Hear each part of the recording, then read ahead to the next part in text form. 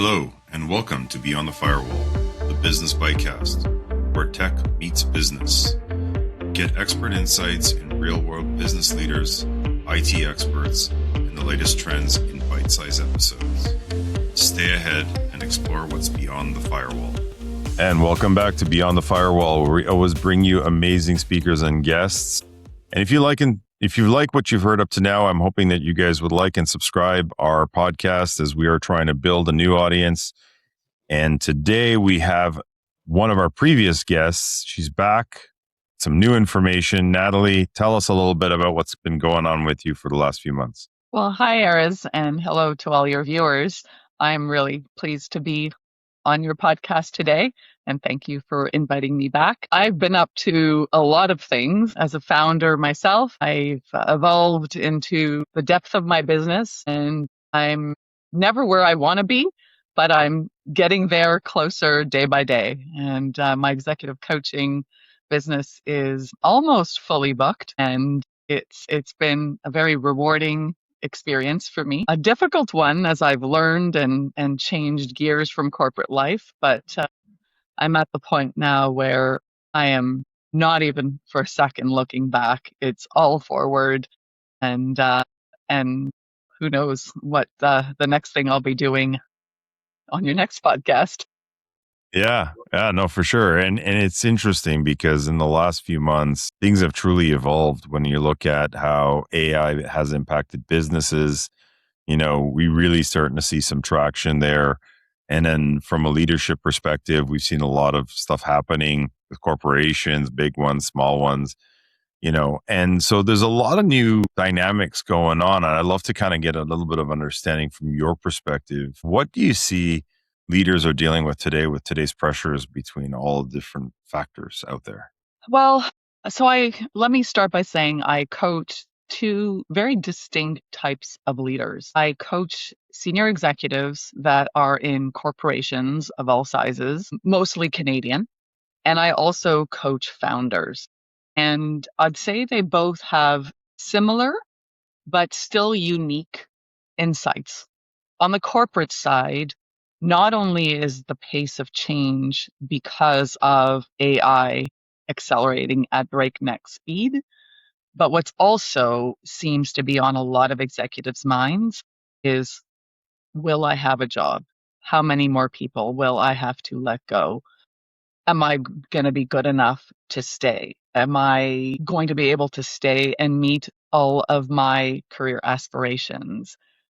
As senior leaders, these things are on their mind all the time.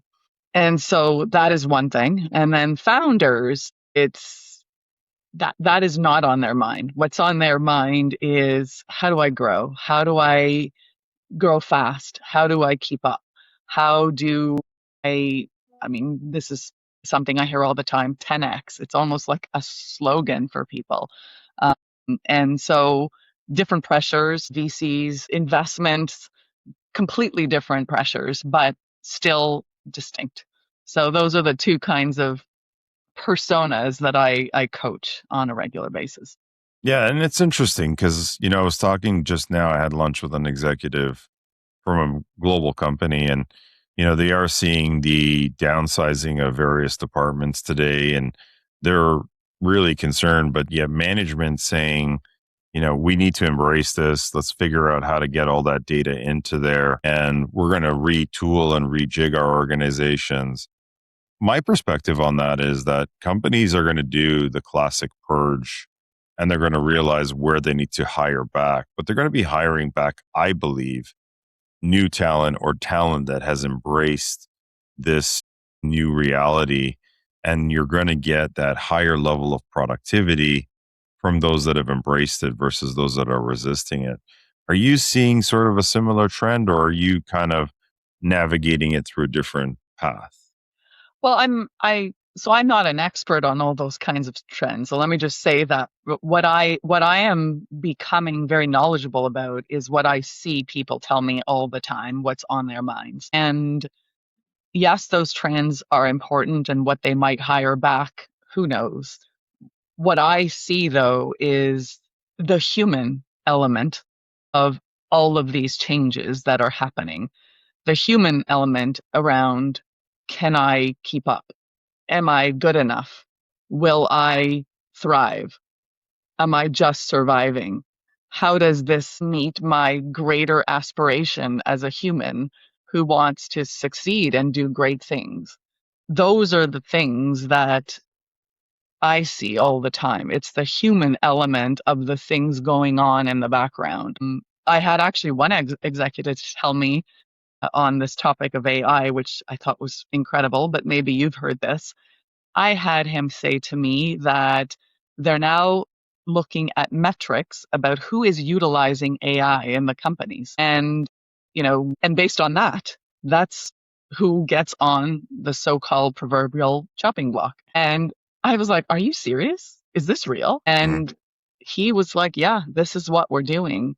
I find that alarming because that might be one indication, but I'm not sure that that's the only thing that matters. Yes, it's important because it tells you if the people are embracing change, if they could be resilient to change, it's kind of like the person who says, I don't want to ever use email.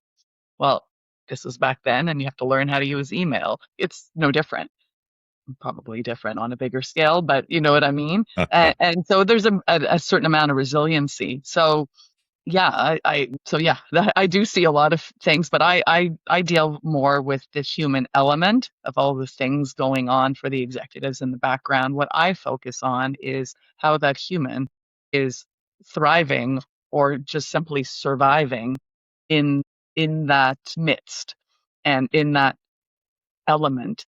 And that's what I hone in on, and that's what hopefully helps makes a difference to those executives. And I'm told it does because I do get repeat customers. I get, a lot of referrals, and that's how I get my business. So Right.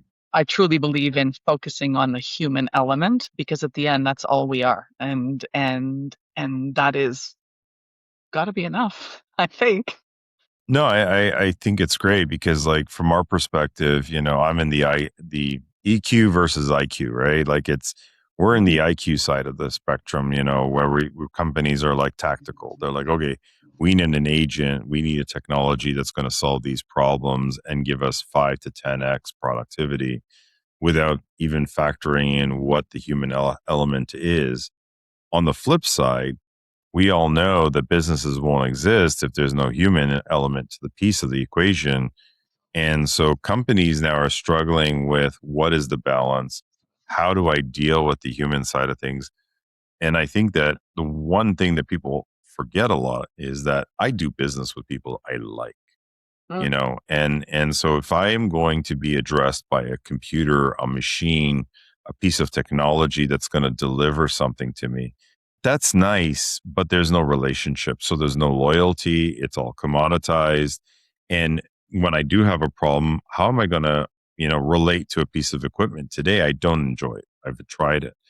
And companies now need to understand that there are paths to some of these resistance, like talking about tracking, employees' usage of AI, mm, which I have seen as well. The problem is there's a group of people that are very good at what they do, but they have not been properly trained into using that technology. So therefore they're more resistant because they don't want to make a mistake. They don't mm. trust it yet. Yep. And so maybe you're getting rid of the wrong people because they're just not willing to relinquish it. And how do you, differentiate the different individuals? So yeah, I think you're right on it from a managerial perspective to be, empathetic, to understand what are the roadblocks and how to get through some of the human elements and the hurdles on this, war path of change that we're going through. Yeah. Or path of change. And yeah, that's a really good one. And at the end of the day, the change is here. It's happening. People have to embrace it. That's never the question. The question is how to embrace it well. And I believe for me personally, there's a huge opportunity. The opportunity is the human and the connection. And this is where I come in. This is where my business sort of fits in nicely. And it's probably why it's doing well. It's leaders recognizing that there's something missing here for me, and I need to figure out what that is quickly so that I can thrive and so that I can be the best person that I can be, the best leader that I can be, the best founder that I can be in this marketplace, in this environment that's changing so quickly. So for me, it's a perfect opportunity, Mm. and the reason I decided that this is where I wanted to be was because I wanted to genuinely help leaders, almost wishing I had that level of coaching, that level of understanding. And I think now I don't know how leaders can thrive without it. And so this for me is an incredible opportunity.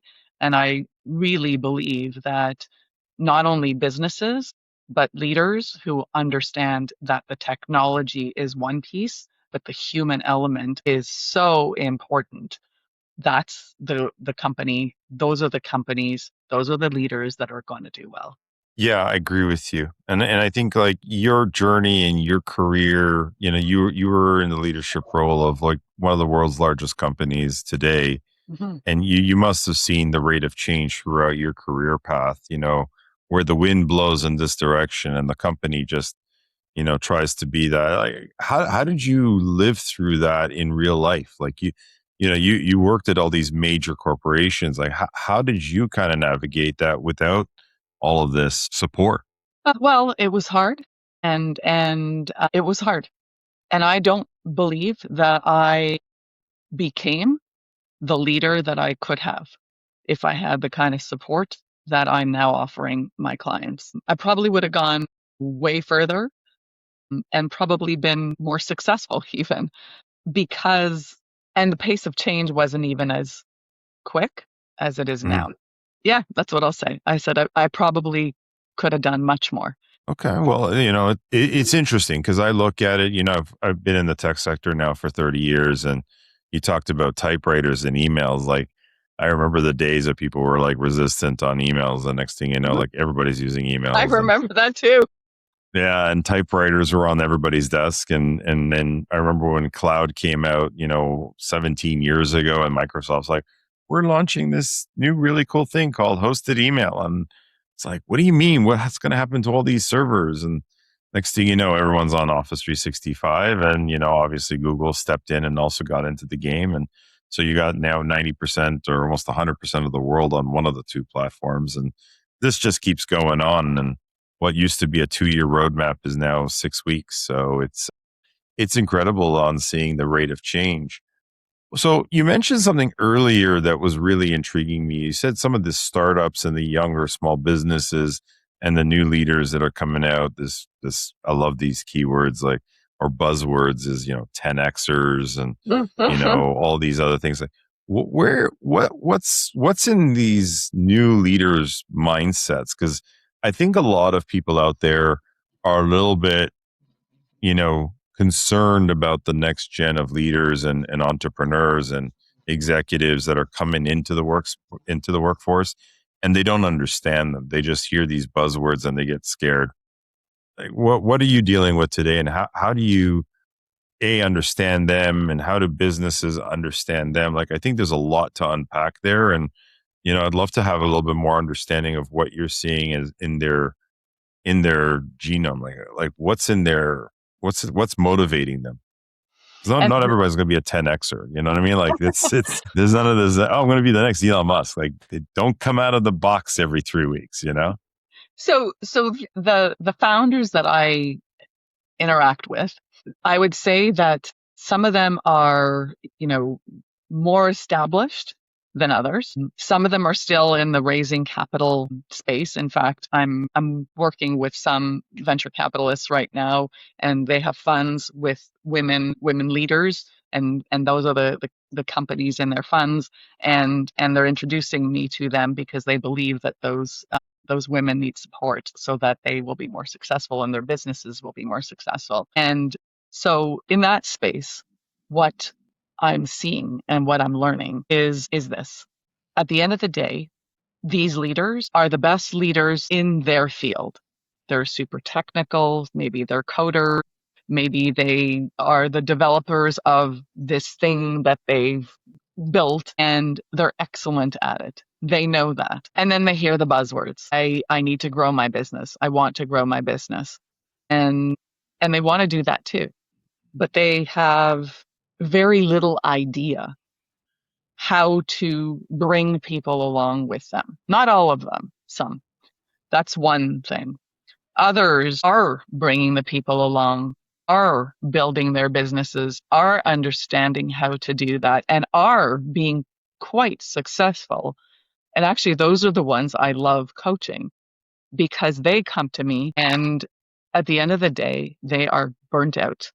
They are, the human side of their business is lacking. Put on a show on the outside, but on the inside, they are barely hanging on. Those, I've heard those words. I'm barely hanging on. I get to the end of the day and all I have room for, and again, I've heard this quote before, these are real quotes. All I have time for is tea and pajamas. I'm exhausted. I can't go play tennis anymore. I can't go out with my partner and go to a movie. I just can't. I'll just fall asleep. And that's not healthy, but that's their normal. And what they are realizing as they tell me, I want to grow, I want to get to the next level, they realize they've come to an impasse that they cannot, will not, if something inside them doesn't get fixed.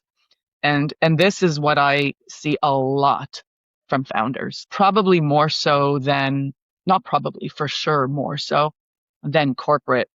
Maybe because, and I see this myself, I'm working harder now than I ever did when I was at Microsoft or when I was at HP. And I thought I worked crazy then too, but it was a different kind of work. And maybe the hours were there, but I did not feel as invested, perhaps, Hmm. because it's one founder said to me, I've birthed this business. I can relate to that.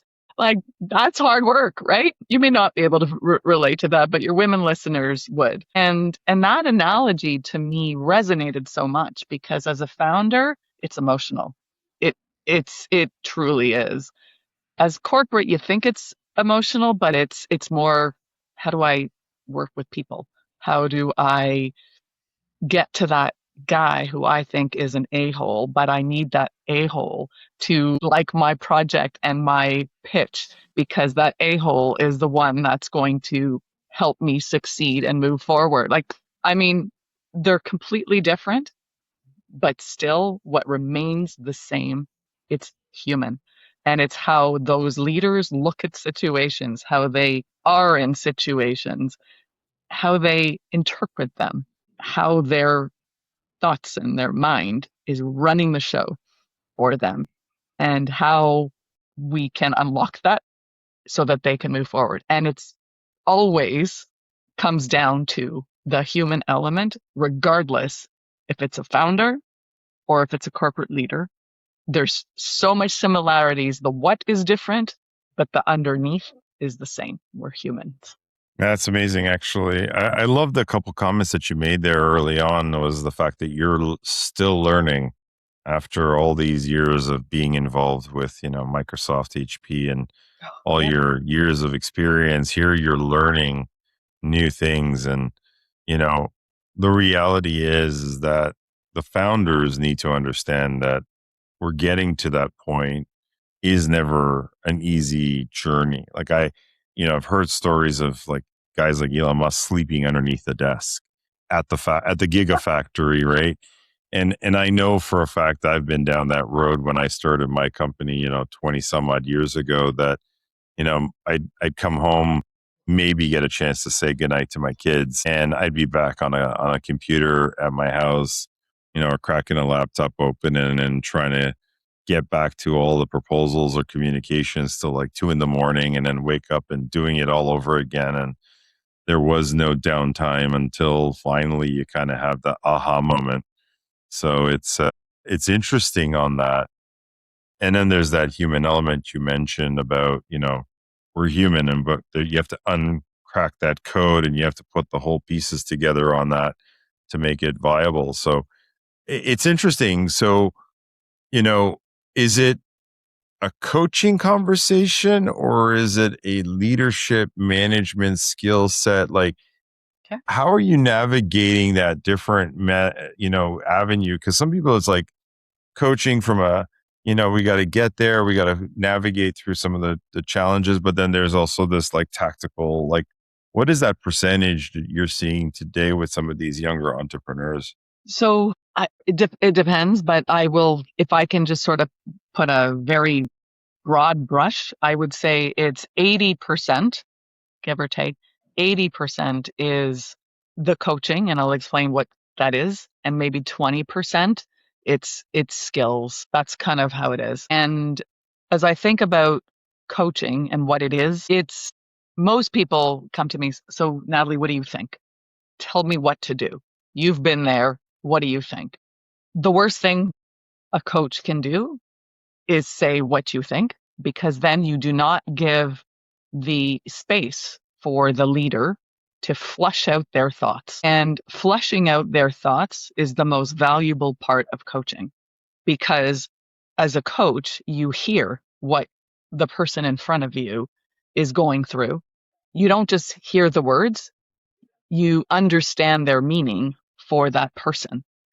So if a person says to me, I want to grow my business 10x, but then they say to you, I'm exhausted throughout the conversation. I'm sleeping under the desk. I barely get a chance to say goodnight to my kids. I haven't taken a vacation in a long time. And then they use language of I want to grow 10x, I want to do all these things, I have all these plans. What they think they want me to give them the answer about is how to do that. The 20%, what they need, what they truly need for them to be physically able to thrive is that 80. And so that's where coaching comes in. And we uncover what is going on for you, that you're sleeping under, your desk, that you are not coming home to your kids. What makes those things important to you? And then I love this question when I say to them, okay, so you want to do all these growth things, and great. How much time this week is booked in your calendar to strategize all about this stuff? The answer, 9.9 times out of 10, is zero. Hmm. Not 1 hour, not 2, zero. And so these are the disconnects that I listen for. And then I bring them back to the people that I coach. And that's when they have their aha moment. Wait a minute. If I'm going to grow 10x, I need to fix this underlining thing first. Hmm. And then we start working on that underlining thing. It's self-confidence.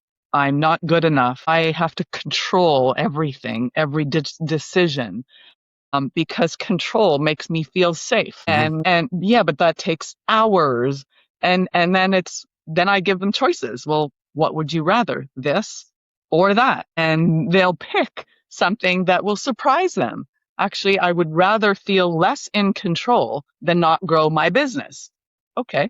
Well, then what might that look like? And we unpack these things. So that's the 80%. And you cannot, or you could work on the 20% skills and those things that you've talked about. And that's where I think companies fail. They spend a lot of money on that 20% on all those skills, but then the people are not absorbing it in the way that it truly matters. And so that to me is, and so back to what you said about how I am still learning. When I started this business, I actually thought I built a whole portfolio of the 20%, the things that I would be able to help leaders with. And what I'm realizing is that now becomes a menu that I choose from, but only after we've tackled the 80%, after they've had their aha moment, after they've understood that before that they can truly, and I like to say, become unstoppable, before they can do that, they have to address this. And so that's how I've, grown in the last year and learned through my clients and through these coaching engagements. And I would say each one is better than the first one. But all of them have said that I have changed their life. And that is the most rewarding thing any coach can do. And this is what I love about what I'm doing today. That's amazing. Yeah, I love it. It's one of the hardest lessons that I learned in my life was letting go of the control mechanisms in my business. And it was funny because at some point in time when I went away on vacation or I stepped back from certain parts, the company would actually grow. And then I'd come back in and they'd be like, "Oh, you're taking it away from us. No, don't do that." And one of the things I heard from another kind of one of those workshop seminars was like, either you are the bottleneck and or work on the business, not in the business. And most entrepreneurs focus on being in the business because it makes them feel important and needed. And the reality is that to get to that next hurdle, and I can't say that that's 500,000, it's 1,000,000, it's 5 million, but to get to the next level, every time you move up a different level, it's another release of control. Yes. And eventually, if you're running a 10 to $30 million business, you don't have any control over any aspect of a single piece of the business anymore because there are too many elements of any company, unless you're like a single transaction and each transaction is like $5 million. Great. But like if you're doing hundreds and thousands of transactions, you need to literally trust the systems and processes in place and believe in the people that you've empowered to be there for you. And then make sure that the ship is moving forward, no longer just about controlling, do I have the right quote at the door today? Or did we Exactly. collect enough money for payroll? If you have to think about that, you've got bigger problems. So Exactly. I love the Exactly. term unstoppable. So it's awesome. And that's something in your messaging here. How did you come up with that sort of, terminology? The unstoppable one. Yes. So as I was trying to find a statement that was Mhm. encapsulating of founders, of senior execs, corporate people, I understood quickly that I would have to have a value proposition that would resonate with Mm. them. And everyone is unique. I mean, that's what I just told you. Everybody is unique. We have similarities, but we're all unique humans. And that idea of being unstoppable was something that I could sort of encapsulate, that both founders could relate to and both executives could relate to, even people that weren't even looking for a change in their business or a change in the company or their career.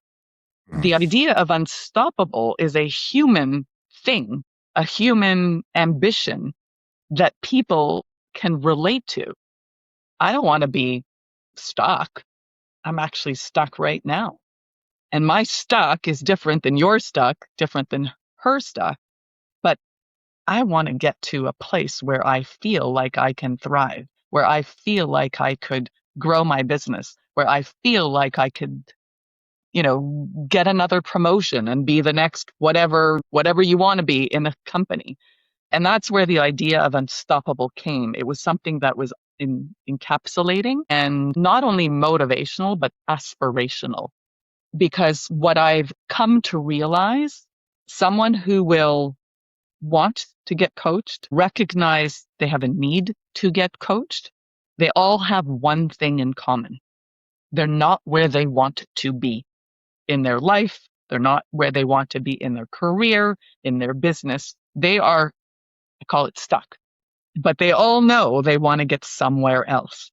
And that word unstoppable seemed to resonate with so many people and myself, actually. And so when I coach people, my very first question is, as we start the 3-month engagement, the 3-month program, I ask them, what is your unstoppable goal? What's your goal that would make you be unstoppable? And that becomes the whole thing. That's amazing. Yeah, I love it. And I think a lot of people need to understand that having a coach is not something of a weakness. Like I think there's that persona or that sort of, I need somebody to teach me how to run my business. I don't want to seem weak. I can do it. Everybody tells me I can do it. The reality is like the best athletes in the world, the best leaders in the world, you take a look at even what's that golf TV show that's on Netflix. I think it's called Full Swing. And like you see all these top golfers, and they have a fitness instructor and they have a coach, and their coach helps them with their mental game to be on the course, not just, oh, I had a bad swing, I got it, like that's it, I'm lost. They help them walk through the game so that their brain and their headspace stays focused, and how to go through adversity and challenges. And every business owner out there, Tony Robbins, whoever you want to look at it, they're all doing that for various people, and everybody needs an outlet. I Mhm. don't care, who it is. Obviously, you're one of the new experts in the space, and you're obviously bringing a lot of value there, but there's millions of people out there that need that side of support to be successful. And I think that perception needs to change around how to engage a coach, when to identify getting a coach, and being able to work with a coach is a huge thing. Yeah, and, when I launched this business, I spent a lot of time on trying to address that, and I realized that was a waste of my time, because if you don't know you need a coach, then I'm not gonna spend my time trying to convince you. If you Mhm. can't see that right now, there's enough people out there that do want one, do recognize it, and also see the similarity that in the parallel that you just drew between these golfers. I'd go as far as saying, even in hockey, which is a sport that I love, the goalies in the playoffs, could you imagine what they're going through? And and what's been fascinating for me to hear is that these goalies don't go through physical coaching. Like, they've got like 5 different kinds of coaches. It's mental, especially in playoff time when it counts. And Yeah, so understanding that, I kind of just went off of that completely. I'm just like, if it's not for you, it's not for you, and I'm not going to try and convince you otherwise. My business comes from referrals. It comes from people who know me, from people who have seen my posts on LinkedIn, are intrigued, have had a coach, but are looking for one that could be better because that person has experience, someone they can relate to, whatever. So I've come off that completely. And what I focus on is this idea of unstoppable, because there's nobody on this planet who can say to me, there's not something that I want, that I desire, that I don't have right now. That's part of being human. I want to be more successful. In life. I want to reach the next level, and those are the people that I'm after. And those people are usually already very successful. And it's funny, people that are very successful recognize that the help they can get to make them better, and they're not afraid to say, I need help. I want help. And maybe that's their secret sauce, what makes them great. I don't know. They're always learning, always thriving, always looking for something else. And so I've stopped trying to convince people about what coaching is and why it's important. I focus more on those who have identified they want one, they know they need one, and they understand the benefits. And I think success breeds success. And those people talk about what I've been able to do for them and how they've transformed as a result of coaching. I agree with you on a whole bunch of those things. Like, I can go on about that, but success breeds success, always a good one, and always be learning. For me, I'm always trying to absorb an audiobook, take a seminar, do a workshop, listen to a leadership coach, attend, something to basically pick up a nugget. And it does not need to be an entire portfolio of information. One piece of information, I can take it back to apply to my business, usually is a game changer already. Mhm. So, yeah, I love all those little check boxes that you did right there for me, and it was reminds me of paths of being successful out there. So, you know, I remember when I originally heard about your business and your venture and everything, there was a very key focus, and I know it wasn't a exclusive focus, but it was definitely a key focus around women leadership. And Mhm. you know, I just had an incredible woman entrepreneur who is doing, believe it or not, high end let's call it boutique seasoned rubs, but it's like salt based rubs. So it's not just like, anyhow, really cool. Met her in Utah and we just went into it. And she was talking about, we were both talking about how like so few women entrepreneurs in North America compared to some other countries in the world, and still a very minority in the sense of entrepreneurs. Yep. Forget executives, forget the corporate world. Yep. You know, how are you seeing that today in the landscape, being at the forefront of this entire thing? And how are you trying to change that, and where is all this sort of playing out today? So when I first launched this, let's be real, my target is women. And what I realized early on is that was going to be very hard for me to do solely because, like you said, there's few women entrepreneurs and few women executives. And so, but that's still where I want to be. And where I'm at right now, I'd say I was 50-50. I'm actually now more 70 skewed women, 30% men. But if you think about it, that's very skewed women given the dynamics of the market where there's so few of them. So I Yep. still think I'm being true to what I set out to do. For me, actually, it's really helpful to coach men too, because I appreciate the dynamics that are out there, and I kind of stayed plugged in to the reality, especially in corporate. Coaching men in corporate is incredibly valuable because most of them are the leaders that the women are trying to thrive and grow and become. And so it actually supports me and the women I coach, understanding them too. And so back to your question about what am I seeing? What I'm noticing, actually, especially in corporate, I don't know how to even say this. Some of the stuff that I hear coming out of these women leaves me speechless. Let me give you an example. So I had one woman who she's a CFO and she has aspirations of being a CEO one day. And she's super smart, super bright. I mean, firecracker woman, like amazing. She's kind of in her early 40s. So, she's got a lot of runway in front of her. And when we started coaching together, she kind of said, "That's my goal."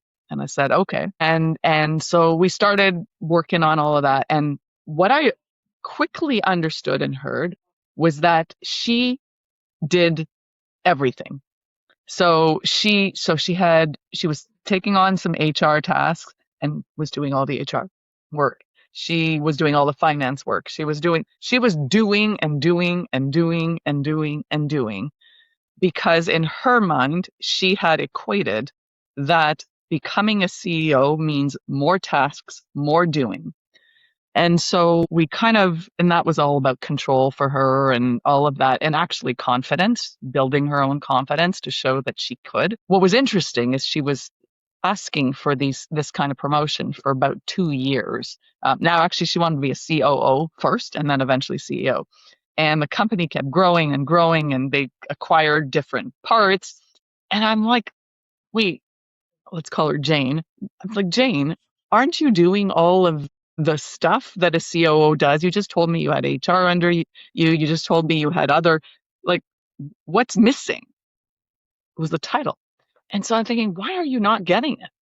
And so I met with her boss, the CEO, the sponsor. She really wanted me to. She says, like, you just whatever you want. And I said, well, you're my client, not him. And, I'm bound to confidentiality, whatever. But she really wanted me to meet him. So I did. And what came out of his mouth floored me. He said to me, let's call her Jane, this woman, she's my right hand person. She's amazing. I can have her do this and I can have her do that. She led a trade mission. She did this, she did that. And I'm thinking, wow, okay. So he thinks very highly of her. Why isn't that title coming? And so I said, are you aware of her aspirations? Yeah. She wants to be the COO. Thinking, okay. So I said, so what's getting in her way? Do you know what he says to me? He said, well, there's a person on her team that thinks she can't do X and she's not really that. And so he started looking for reasons why she wasn't the COO. And I'm like, okay, fair. Okay, maybe she's got to improve A, B, or C. We all have things to improve. So I said to him, what if she left? Then what? And he said, well, what do you mean? I said, well, what if she left to be a COO somewhere else? He's like, oh my God, the business would fall apart. So then I said to him, well, what's more important? She fixes A, B, and C and all the reasons why, or that you promote her. And he looked at me and he's like, whoa. Yeah. And so what was happening is he kept saying, it was kind of like that carrot that keeps being pushed away. You need to do more this. So she would do more this. You need to be more that. So she would do more that. And it was like this never ending thing. She could never get. And for 2 years, she was chasing it. I was floored. And I did some research on that and realized that this is something that happens to women more often than not. They know, they being the people promoting, that this the people there, the women want to get the promotion, but they will not give it to them for I don't know what reason. And they convince themselves in their mind that there's something wrong. Well, of course there's something. There's always something wrong. But when you give them the choice, well, she will leave. They kind of went, oh.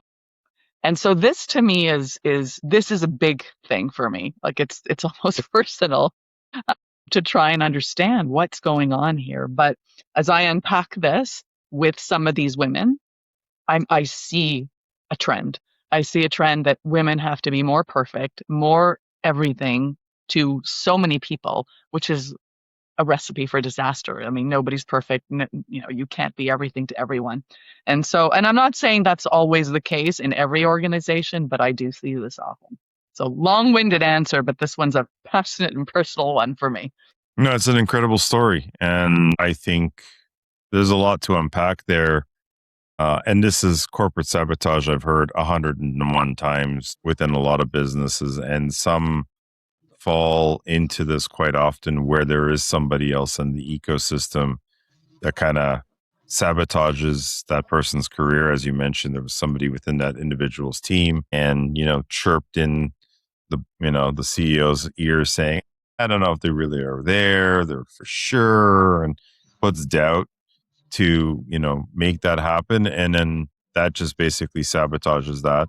And I think at the end of the day, on the flip side, that aspect of communicating and clearly defining and unpacking on how to get there, I also find because I've had a lot of women in our company from both administration, technical, and sometimes I find that, the clarity is not 100% there in the sense of like, how are they going to get through and how are they going to make that journey happen? And they try to make people happy, but it's not exactly the clear path. So they try to do everything in between. To me, I think that, the people pleasing aspect of it overtakes what really was, yeah, I need to do this to become this, if it's from A to B. And I feel like they try to overperform, but yet they're hurting themselves in a different way by not really achieving their goals. So, being clear and message is very clear. I think that is key where a lot of people fail to do that. And women, I would say in my past, being an owner of a company that have worked for me, they're one of the last people to come to me and say, I've been working for you for a couple of years. I think I need a promotion. I need to move up. I want to become this. I want to become an executive. I want to move up. They just assume that it's either going to happen or they just try to make you happy to get to the point that you'll automatically promote them within. Yeah. And it's not always the case. Or on the other hand, you get, I'm sure you've heard this before, you get the woman who does say what she wants, and then she's told she's very aggressive. She's, right, that flip side. And so it's a very fine line. It is And a fine line. and I'm not going to say it's an impossible fine line, but it's a different standard than exists for men. And I can't say that black or white because I am not a person who's studied in this. I can, my sample size is the number of people that I've coached and Mhm. what so I just need to make sure your viewers recognize that I'm not an expert in that, but what I see is what I've just told you. Sure. And that to me kind of makes me go, huh, okay, so there is good reason for me to keep coaching men and women because I have to understand what's truly happening. And actually, I would have loved to coach that CEO. We'll call him Bob, because I'm thinking, wow, like Bob, like what are you doing? And actually, that's not even a joke. In a very male dominated industry that I'm coaching, I'm about to coach the leader. I've coached several women on his team, Oh, and wow. yeah, and so that to me is just incredible because he's noticing how his women have transformed. There's two of them, about to be a third, and he's kind of going, "Wait a minute, I want some of this too." Group Uh, therapy. It's a well, group session. coaching is not therapy. I have to correct you on that. No, I know, but I'm just going to say, like, we It's have this not group even session. close. It is not even close. I wouldn't even know what that means and what that looks like. This is about unleashing human potential that exists in every single person. All they need is for them to state their goal, what it is that they want, so that they can feel and that they are unstoppable. What is it? It could be growth. It could be new career. It could be get to a different stage of their life where they're balancing things better. It could be whatever, but it becomes clarity in that goal. And then that goal's got to be pretty big. It can't be something that doesn't scare you. It can't be something that, I mean, it can be, but then, you'll get incremental. I love the Lululemon, do something that scares you every day. That's the whole thing about an unstoppable goal. Pick something that you're afraid of, something that you think you're not good enough at. Because what we'll uncover is that goal isn't really the issue. The issue is how you feel about it. I'm scared. I have to control. I'm not good enough. It's these human things that hold people back every single day. It's the beliefs that they have about themselves, which aren't facts. They're just beliefs, you know, and there's a difference. We can get into a whole other conversation about that. But that's what coaching goes after. It is not therapy, trust me. No, I know. I was kind of being on the joke side of things, but I actually, so several years ago, almost 10 years ago, actually, now I can't believe it's going to be 10 years ago, we were stuck as a company. And, I thought hiring more people would help us get over the hurdle. And I remember we were like going into debt trying to hire more salespeople, more technical people, hiring marketing agencies. And it was not a pretty sight. Like at the end of the day, I was leveraging stuff to try to get us through this. I call it one of the growth levels. And I remember stumbling upon this guy at this workshop who was a coach. And I said, he was offering me a leadership coach. And I said, well, the problem is I don't think that we're all united. I said, like we as a company, I have like a quasi, let's call it hashtag, management team, which I thought I had hired the right people in my management team. And so I had him come in, work with me on a monthly basis, also for like 6 months. I'm like, I'm getting all this value, but I don't know if my team is on the same page and I'm having a hard time identifying this. What was really cool for me was he came in, sat for the first couple of meetings, fly on the wall on how we conducted our meetings and how we, interacted with each other.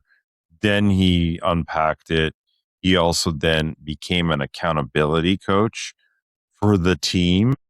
And so, like, when let's use the word bullshit factor came out, he'd be like, bullshit. And like, all of a sudden, people were like, what do you mean? And they're like, well, I'm going to be the acid test for the room. And if you're just fluffing things off or you're not holding people accountable, I'm just going to call it as it is because I have nothing to gain or lose here. And, and then when people did hit landmarks, he gave them credit for it. And it was really cool because I may have not even recognized it. And all of a sudden he's like, oh, wait a minute. We should recognize that this person actually achieved all the goals that we discussed 3 months ago that we're going to hit.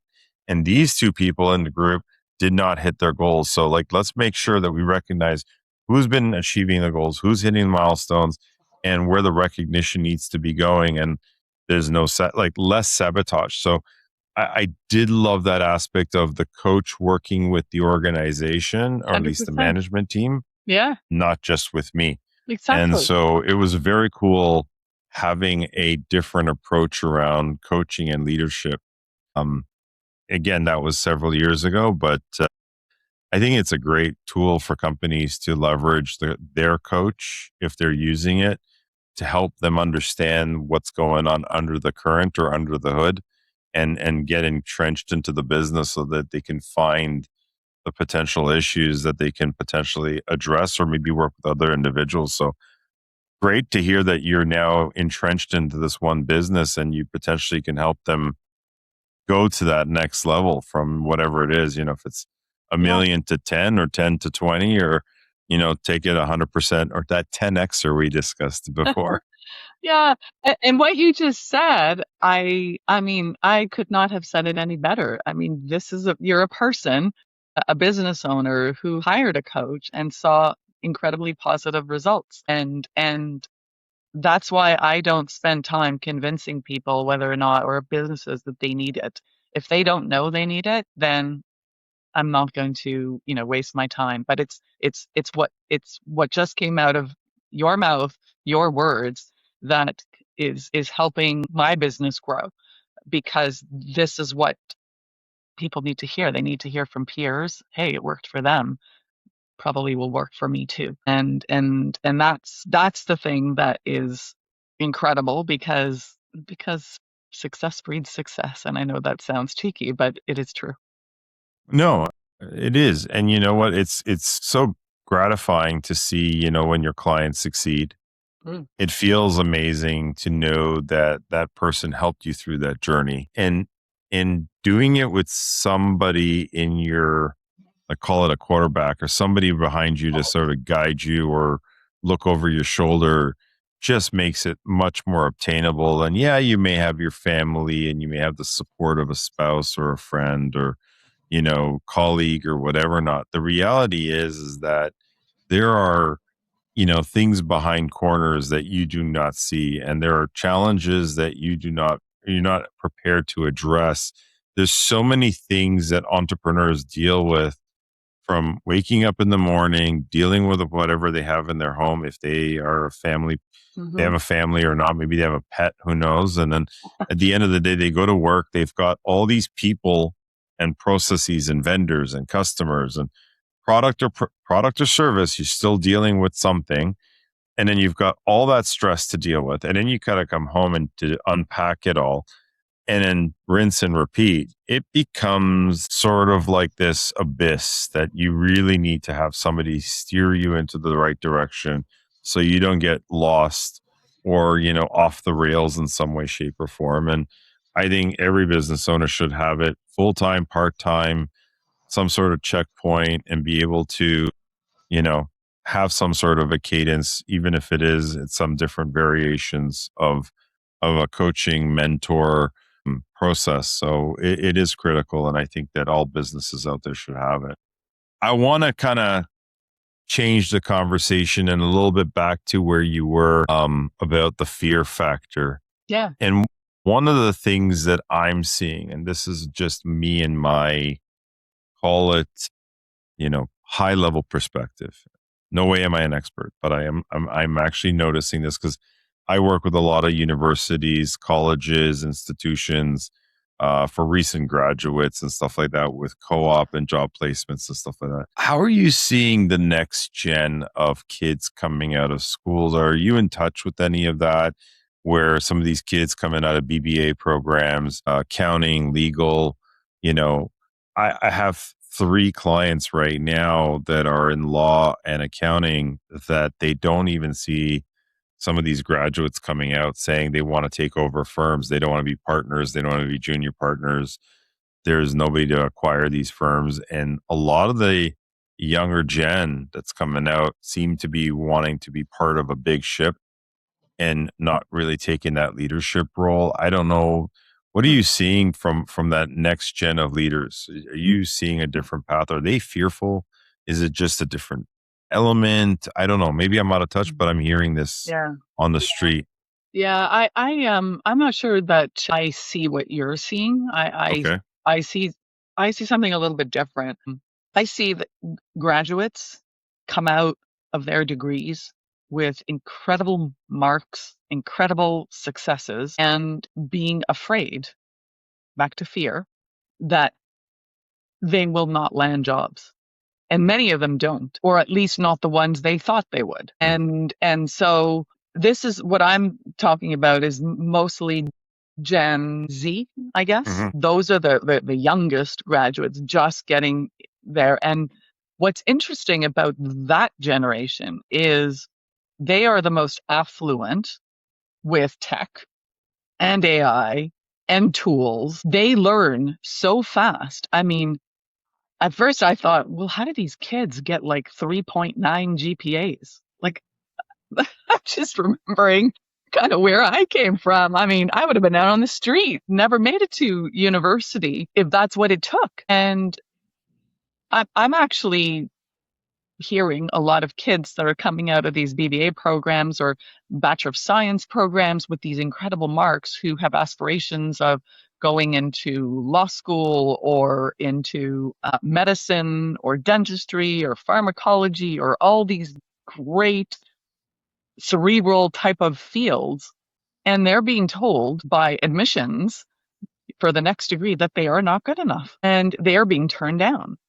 And so I'm seeing a lot of ambition from these kids about doubling down, working hard, and getting crazy marks so that presumably the doors will open for them. Yet the doors are so much harder to open. Or if they did land a marketing job, within 3 years, and this is a true story, she's let go because AI's taken over, or who knows what else. They're making cuts. And I'm thinking to myself, wow, when I was 3 years into my first job after school, that was the furthest thing from my mind. And so I'm actually seeing a little bit of the opposite of what you just said, which is I do see kids who are trying and thriving and doing incredibly well by all checkbox, ways. They've studied, they've earned their marks, they do extracurricular activities, they volunteer and are still struggling. I find it mind-boggling, actually. Yeah, it is a challenge, and we're in a very I've been using the word Y2K era in the sense of technology upheaval. We're in this rush of new talent coming in. AI is displacing blue collar jobs. Sorry, white collar jobs, not blue collar jobs. White collar jobs because that's the easiest for AI to replicate. And so, you need less software developers, you need less marketing people.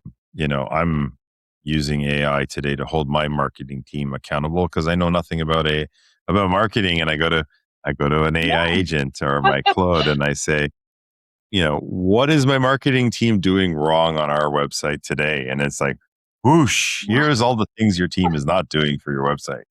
Okay, now I can go back and say, okay, well, this is what, ChatGPT or Claude saying what you're not doing right, and this is what you are doing right. So I don't need to know anything about marketing, and it's telling me the answers. But it is an interesting time. I think that, you know, we are in a very, very sensitive time. When we look at the boomers, they're still in the workspace, though they are starting to retire, and that's a mass portion of our employment. Are firms now really needing that many people for white collar jobs?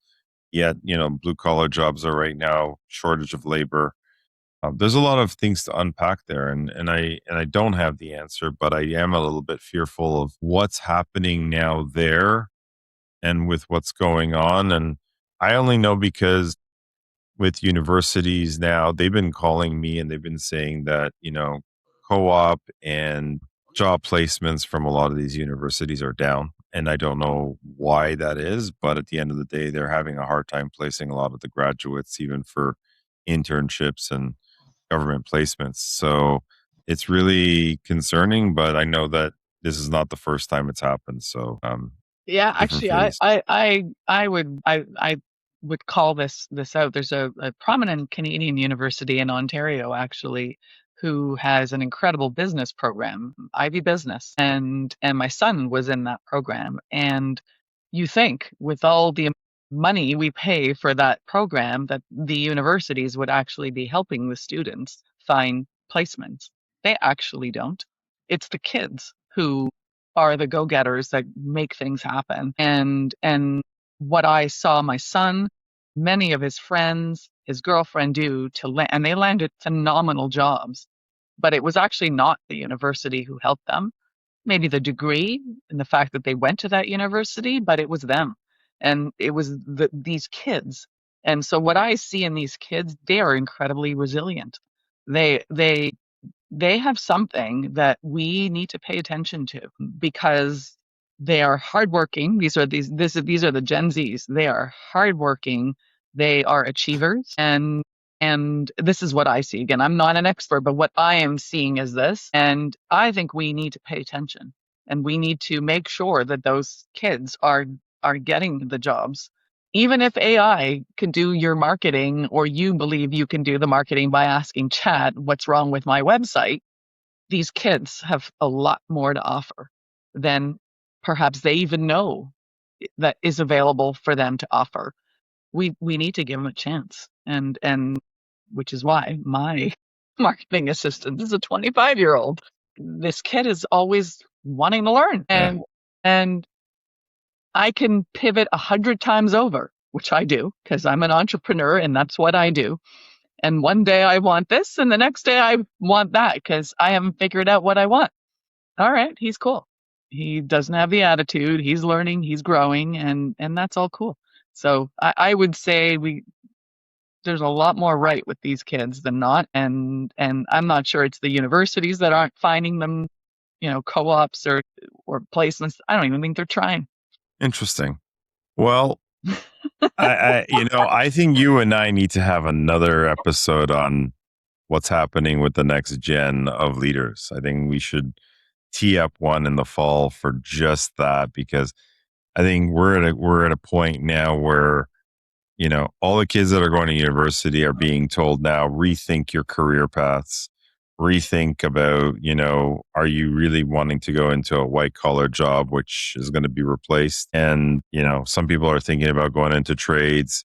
There's also still the next gen of people that are not, like the generational transition now of boomers and, Xers and whatever not. Cause I'm an Xer. Yeah, I may have, 10 more years to go, but we've got to figure this all out. And I think there's a full other episode I think you and I can have a good time with.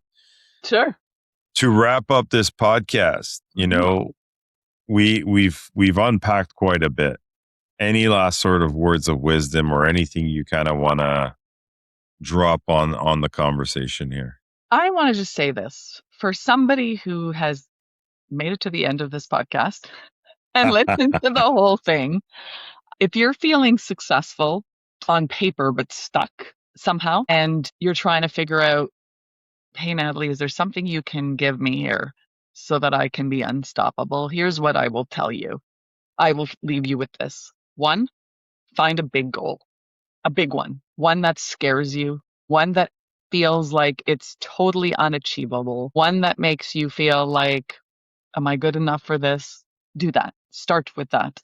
And then be open minded, learn, surround yourself with people who can help you get there. Because just the fact that you're thinking about this big goal of yours, that says to me, you have the ability to get there. Because most people are too scared to put together a big goal and they won't. So I want to just leave you with this. You can be unstoppable. Pick yourself a really big, crazy goal that scares you.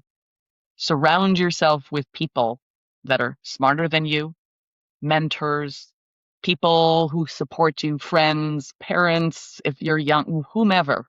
and learn from them, because there is always a path. That's awesome. I love it.